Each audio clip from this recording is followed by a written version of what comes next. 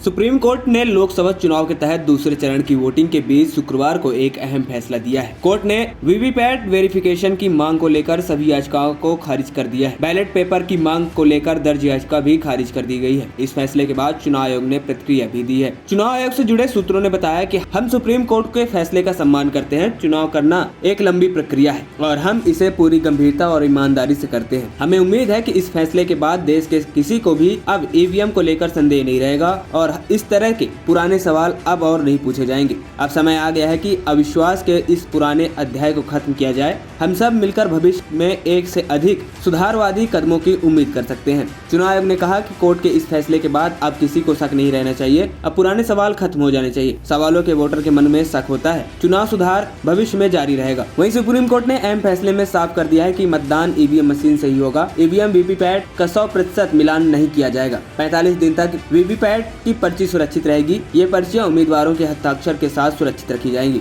Court का निर्देश है कि चुनाव के बाद सिंबल लोडिंग यूनिट को लेकर सील कर सुरक्षित किया जाएगा। यह भी निर्देश दिया गया है कि उम्मीदवारों के पास नतीजों की घोषणा के बाद टेक्निकल टीम द्वारा ईवीएम के माइक्रो कंट्रोलर प्रोग्राम की जांच कराने का विकल्प होगा, जिसे चुनाव घोषणा के 7 दिनों के भीतर किया जा सकेगा। यह फैसला सुनाते हुए जस्टिस खन्ना ने कहा कि वीवीपैट वेरिफिकेशन का खर्चा उम्मीदवारों को खुद ही उठाना पड़ेगा। अगर किसी स्थिति में ईवीएम से छेड़छाड़ की गई या ईवीएम को किसी तरह का नुकसान पहुंचाया गया तो उसका हर्जाना भी भरना पड़ेगा। वहीं इस दौरान जस्टिस दीपांकर दत्ता ने कहा कि किसी सिस्टम पर आंख मूंदकर अविश्वास करने से संदेह ही पैदा होता है। लोकतंत्र का मतलब विश्वास और सौहार्द बनाए रखना है। आपको बता दें 2023 मार्च में association for democratic reforms ADR ने 100% ईवीएम वोटों और वीपैट की पर्चियां का मिलान करने की मांग को लेकर याचिका दायर की थी। इसी पर सुप्रीम कोर्ट के जस्टिस संजीव खन्ना और जस्टिस दीपांकर दत्ता की बेंच ने फैसला दिया है। खबरी चौखट की रिपोर्ट।